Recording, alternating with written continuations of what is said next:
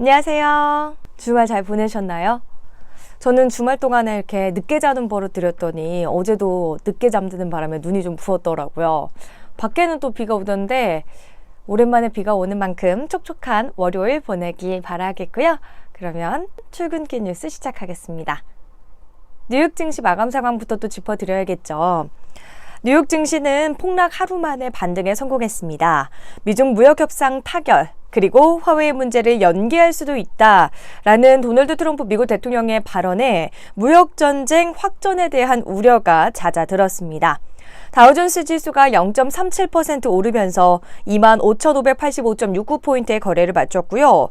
S&P 500 지수는 0.14% 상승하면서 2,826.06포인트를 기록했습니다. 나스닥 지수 역시도 0.11% 오른 7,637.01포인트의 거래를 마쳤습니다. 경제 지표가 발표가 됐는데 그다지 밝지 않은 모습이었습니다. 미 상무부에 따르면 미국의 4월 내구재 주문은 2.1% 급감했고요. IHS 마킷이 발표한 5월 제조 구매관리자 지수는 50.6으로 2009년 이후 약 10년 만에 최저치였습니다. 월가에서도 잿빛 전망이 나왔는데 JP모건이 미국의 2분기 GDP 성장률 전망치를 종전의 2.25%에서 1%로 대폭 내려잡았는데 미중 간의 관세 전쟁에 따른 충격을 반영한 수치라고 합니다. 그렇다면 유럽 증시는 어떻게 마감했을까요? 무역 전쟁 해소를 전망하는 이 도널드 트럼프 대통령의 낙관적인 발언에 반등했습니다. 영국의 런던 증시가 0.65% 오르면서 7,277.73포인트 나타냈고요. 독일의 닥스 지수 12,011.04포인트를 나타내서 전일 대비 0.49% 올랐습니다. 12,000선 회복에 성공했고요. 프랑스 까크 지수 역시도 0.67% 상승했습니다. 영국의 트레이딩 업체 시티인덱스의 피오나 칭코타 애널리스트는 트럼프 대통령이 화웨이에 누그러진 자세를 보이고 양국 무역 협상에 과단 긍정적인 언급을 한 게 시장에 도움이 됐다라고 말했고요. 그러나 테레사 메이 영국 총리의 사임 발표는 시장의 불안 요소로 작용이 됐습니다. 그러나 지난주 금요일 국내 증시는 많이 안 좋았습니다. 미중 무역 갈등 재점화에 따라서 투자 심리가 크게 위축이 되며 한국 증시 외국인의 팔자 기조 속에서 이틀 연속 하락 마감했습니다. 코스피 지수는 2,050선 무너졌고요. 코스닥 지수는 690선 붕괴를 간신히 피했습니다. 외국인의 순매도는 특히 전기전자 업종에 집중이 되면서 삼성전자가 2.5% 넘게 떨어지면서 시장의 경계 심리를 크게 키웠습니다. 이번 주에도 국내 증시 미중 무역 분쟁 이슈에 민감하게 반응할 것이다 라는 전문가들의 분석이 나왔는데요. 지난주 금요일 코스피 지수 0.69% 하락했습니다. 2045.31포인트 기록했고요. 코스닥 지수 0.98% 하락한 690.03포인트에 마감했습니다. 유럽 의회 선거가 이제 끝났습니다. 아직 투표 결과는 나오지 않았는데요. 지난 2014년 사상 최저치를 기록했던 이 유럽의회 선거 투표율이 최근 20년 동안 가장 높은 수치를 기록할 것으로 보입니다. 자오메드쿠 유럽의회 대변인은 유럽 27개국의 잠정 투표율이 51%에 육박한다고 밝혔는데요. 영국이 아직 투표율이 집계되지 않았기 때문에 이 부분을 합산하게 되면 최종 투표율 52%까지 올라갈 수 있다라고 내다봤습니다. 이번 결과는 지난 1979년 첫 유럽의회 선거가 열린 뒤 매우 의미 있는 투표율 상승이다 라고 두쿠 대변인이 덧붙였었는데요. 이번 선거에서 독일, 프랑스, 스페인 등 인구가 많은 회원국에서 투표율이 상승했습니다. 또 반EU를 내세우는 극우 또는 민족주의 성향의 포퓰리스트 정당들이 적극적으로 선거 참여를 호소하자 위기의식을 느낀 유럽의 통합을 지지하는 친EU 성향의 유권자들도 투표에 나선 결과로 분석되고 있습니다. 미국 백악관 대변인이 트럼프 대통령은 김정은 위원장이 비핵화 약속을 지킬 것이라고 확신한다 라고 말했습니다. 사라 샌더스 백악관 대변인이 NBC 대담 프로그램에 출연해서 트럼프 대통령이 김정은 위원장을 여전히 신뢰하고 있다라고 강조를 한 건데요. 이번 백악관 입장 발표는 트럼프 대통령이 트위터에 북한의 발사체를 작은 무기들이라고 의미를 축소하고 김 위원장에 대한 변함없는 신뢰를 표현한 이후에 이루어졌습니다. 그제 볼턴 백악관 국가안보보좌관이 북한이 발사한 단거리 미사일을 탄도미사일로 규정하고 유엔 안보리 결의 위반이라고 지적한 것과 아주 상반된 입장이었습니다.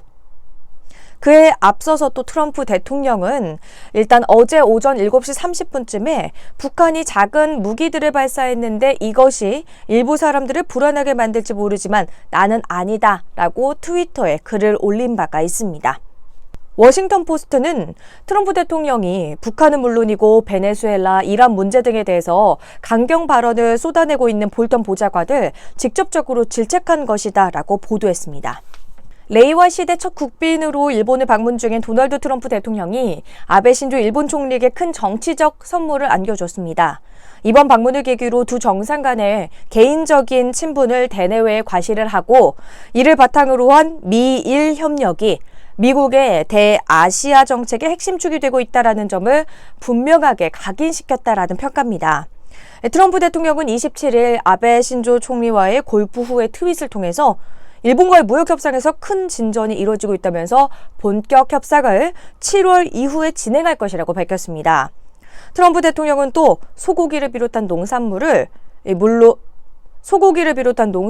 물론 7월 일본의 참의원 선거 후에 더 큰 숫자들을 기대하고 있다라고 강조했습니다.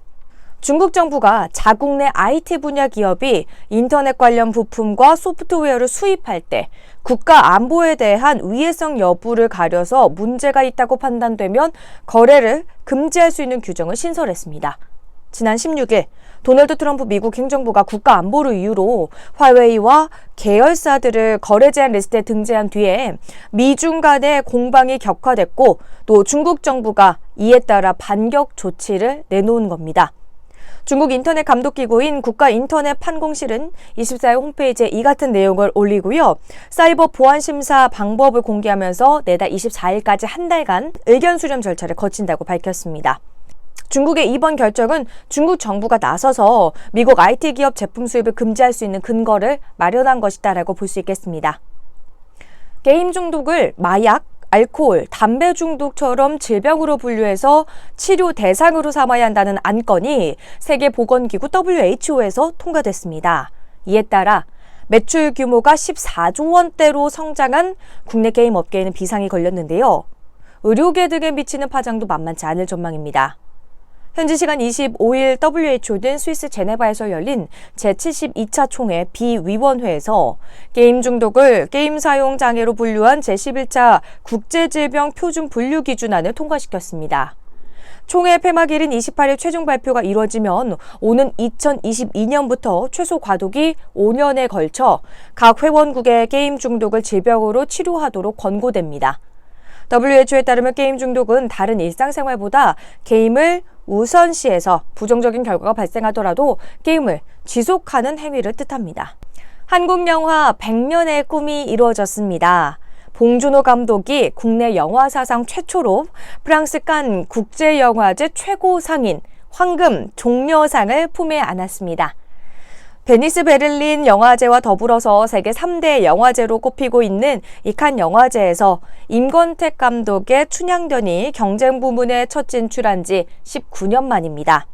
현지 시간 25일 칸 르미에르 대극장에서 열린 시상식에서 제72회 칸 영화제 심사위원장인 알레한드로 곤잘레스 이냐리투 영화감독이 최고상 수상작으로 기생충을 호명하자 본 감독과 주연 배우 송강호는 서로 얼싸안고 기뻐했습니다. 단상에 오른 본 감독은 독특하고 새로운 영화를 만들고 싶었다며 위대한 배우들이 없었다면 단 한 장면도 찍을 수 없는 영화였다고 소감을 밝혔고요. 송강호는 인내심과 슬기로움, 열정을 가르쳐주신 존경하는 대한민국의 모든 배우들께 이 영광을 바치겠다고 감사를 표현했습니다. 금융위원회가 신규 인터넷 전문은행 사업을 신청한 키움뱅크와 토스뱅크 컨소시엄의 인가를 모두 불허했습니다. 금융위원회는 26일 임시금융위원회를 열어 제3인터넷 전문은행 승인을 위한 외부 전문 심사위원들의 의견과 금융감독원의 심사 결과를 종합한 결과 키움뱅크와 토스뱅크 모두 예비 인가를 내주기에는 부적합하다고 판단했다고 밝혔습니다. 최종구 금융위원장은 브리핑을 통해서 이번 예비인가에서 승인해서 최종구 금융위원장은 브리핑을 통해 이번 예비인가 승인에서 키움뱅크와 토스뱅크 두 곳 모두 불어돼 안타깝다며, 하지만 은행은 수많은 고객들의 자산을 관리하는 금융산업의 중추이기 때문에 평가 결과 등을 고려할 때 불승인 처리는 불가피했다고 밝혔습니다. 공정거래위원회가 소셜 네트워크 서비스 인플루언서를 내세운 온라인 쇼핑몰의 전자상거래법 위반 행위에 대해 일제 점검에 착수했습니다. 최근 논란이 컸던 인블리 등 유명 온라인 의류 쇼핑몰들이 조사 대상에 포함된 것으로 알려졌습니다. 인스타그램, 유튜브 등에서 수십만 명의 구독자를 거느린 인플루언서들의 영향력을 활용한 마케팅이 늘면서 소비자들의 피해도 늘고 있기 때문인데요. 하지만 최근 인블리 사태에서처럼 제대로 된 소비자 보상 조치가 이루어지지 않는다는 지적이 그간 끊임없이 제기가 돼 왔습니다. 공정거래위원회는 거래 실태를 파악해서 이들이 소비자에게 제대로 된 제품 정보를 공개했는지, 또 환불 규정은 준수했는지 등을 살펴볼 예정이라고 합니다. 출근길 뉴스는 여기까지입니다.